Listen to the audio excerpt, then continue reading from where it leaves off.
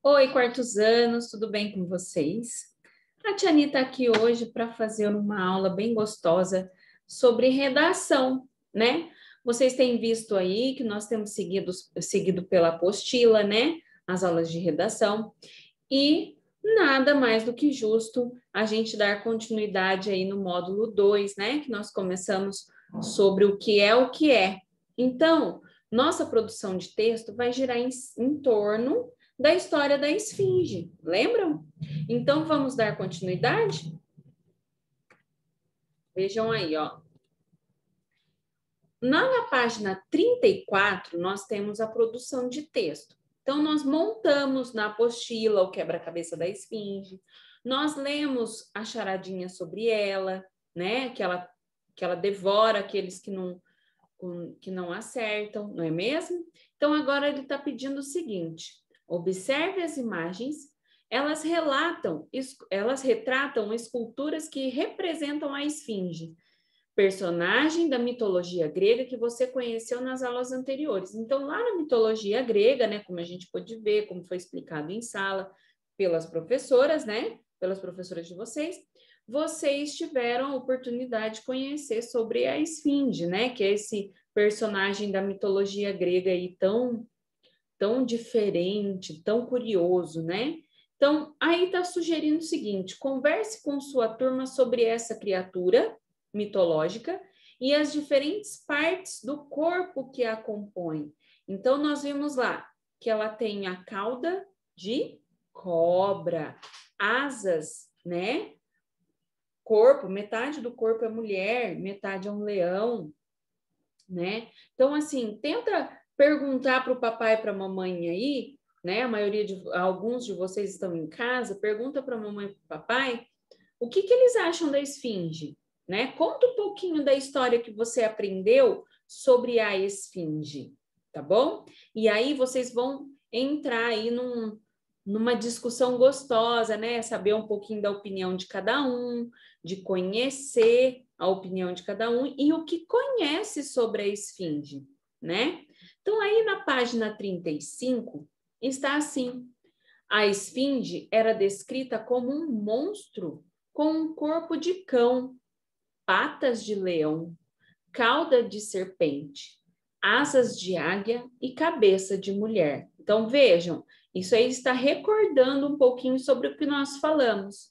Nas histórias da mitologia grega, essa criatura propunha uma charada ou um enigma a todos que passassem por ela. Aquele que não conseguisse decifrar era devorado. Por isso, antes de propor cada enigma, a esfinge avisava: decifra-me ou devoro-te. Então, gente, ela é uma personagem da mitologia grega, ela tem todas essas características do corpo, né? Corpo de cão, patas de leão, cauda de serpente, asas de águia e cabeça de mulher, né? Então, por quê? Por que será, gente? Eu reflito da seguinte maneira. Eu, Tiani, tá?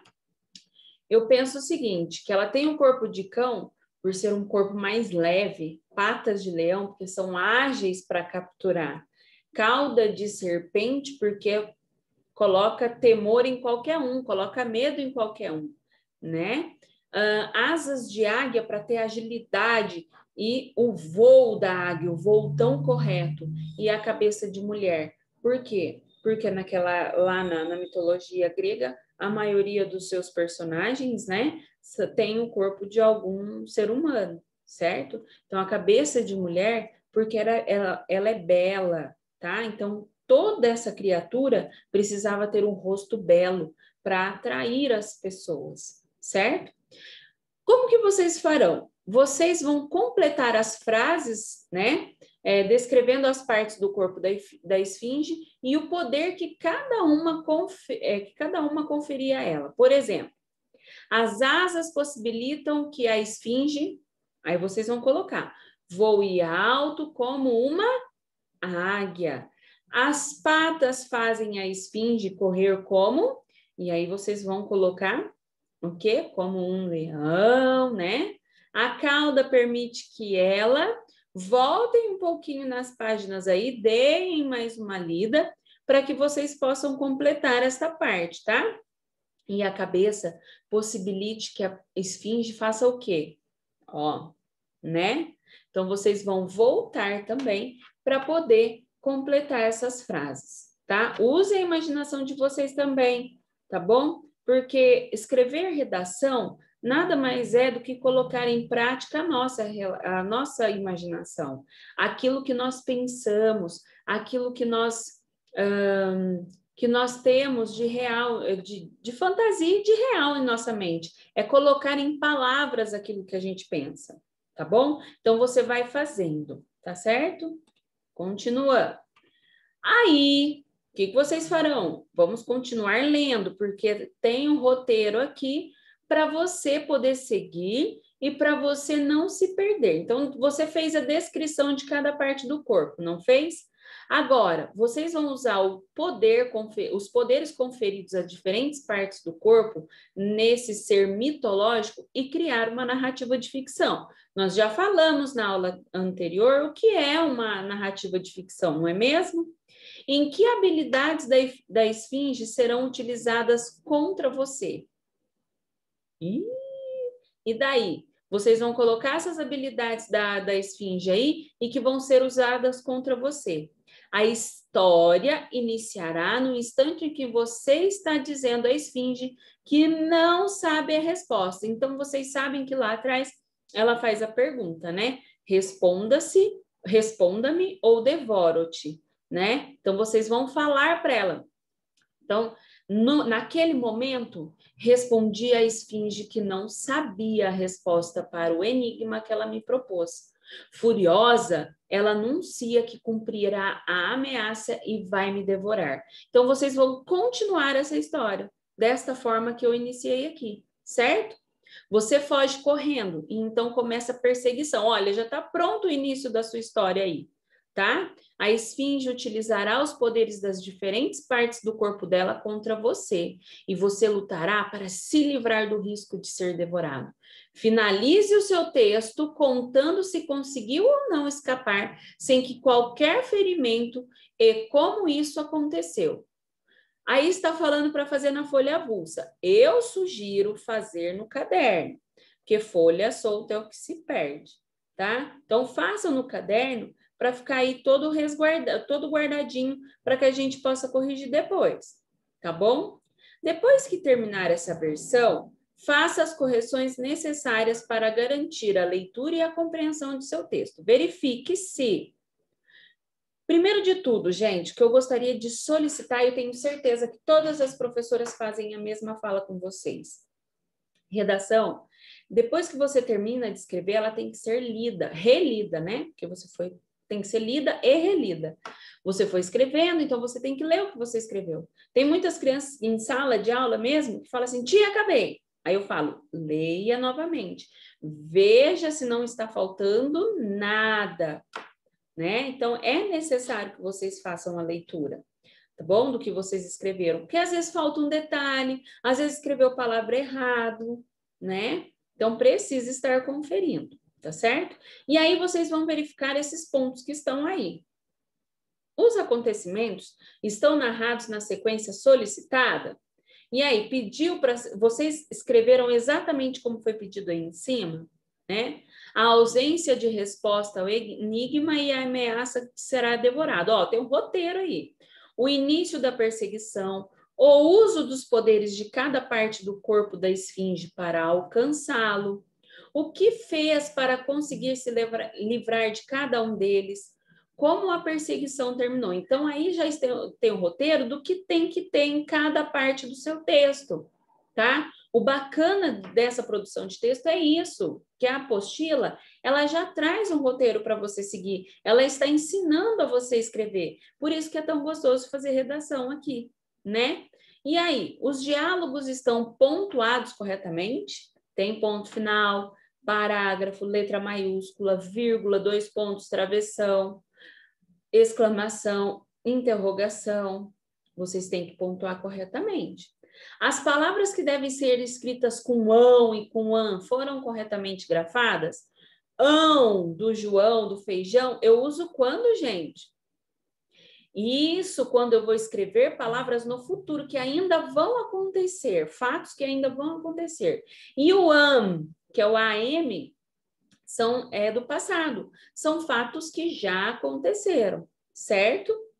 O uso de M antes das letras P e B. Então, lembrando, eu falei isso em sala e gostaria de compartilhar com vocês das outras salas, que a mamãe dá a mão para o papai e para o bebê. O M antes do P e do B. Também tem que o M, né, de manteiga, passa no P do pão e no B da bolacha, certo? Então, vocês podem aderir a essa frase também para não esquecerem, tá certo?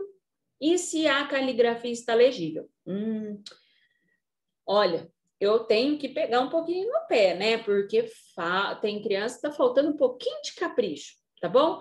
Tenta fazer aí bem bonito, com letra bonita, para que as pessoas que vão ler o seu texto depois, elas tenham prazer de ler. Nossa, que letra linda, né?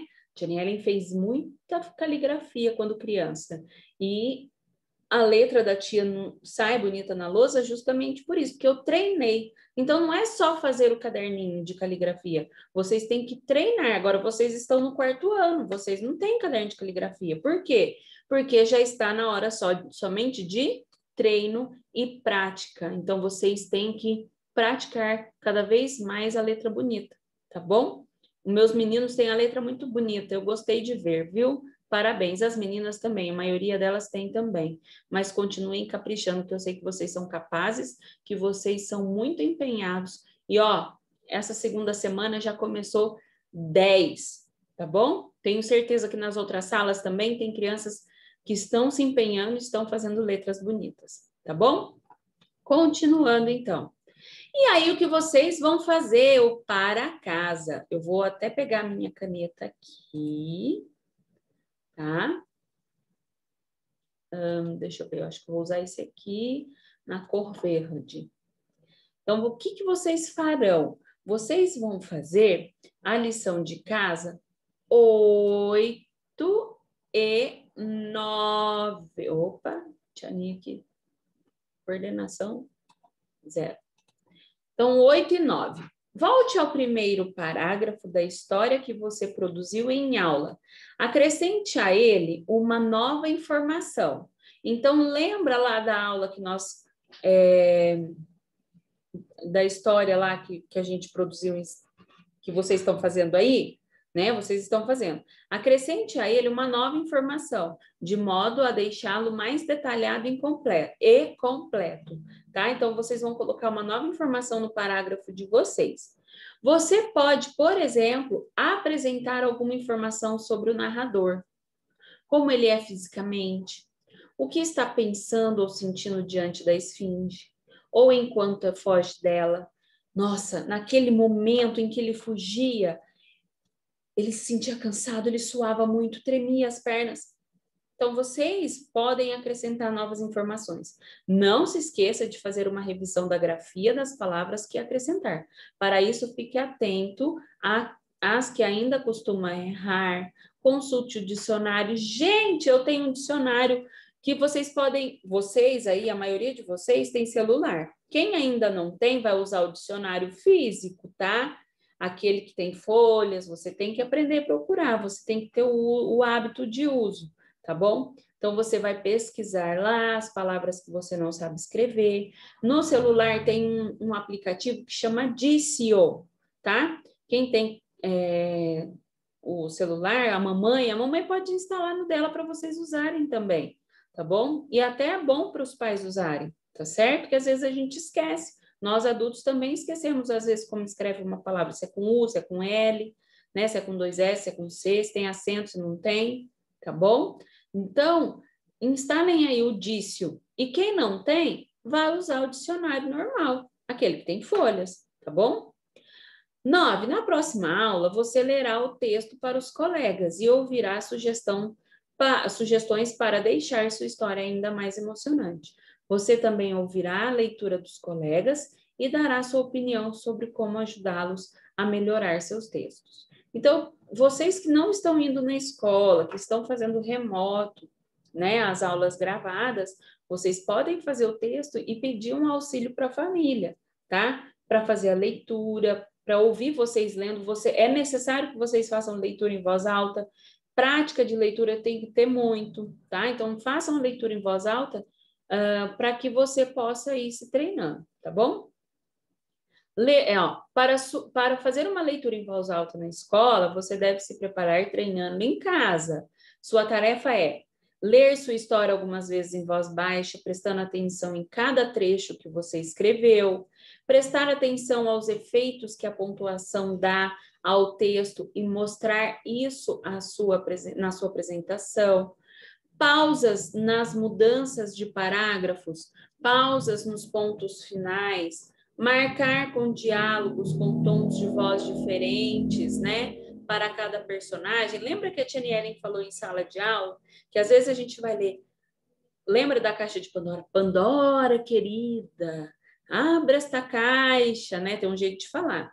E aí, quando é o narrador, e aí a Pandora desceu as escadas, apanhou a chave e, curiosamente, abriu a caixa. Tem outro tom de falar, certo? É legal fazer esse jogo de vozes para que você possa compreender, tá bom? Fale numa altura de voz adequada ao tamanho da sua turma e da sala. Ajuste sua leitura para ser ouvido por todos os seus ouvintes. Quem é meu aluno em sala de aula sabe que eu falo um pouquinho mais alto, que eu tenho o tom de voz mais alto. Mas por quê? Porque eu quero que a minha voz chegue a vocês igualmente, né? Então, aqui, ó, eu estou falando num tom de voz mais calmo. Por quê? Porque está sendo gravado por um microfone. Eu não preciso falar mais alto, gritar não, porque eu não gosto de gritar. Dói a garganta.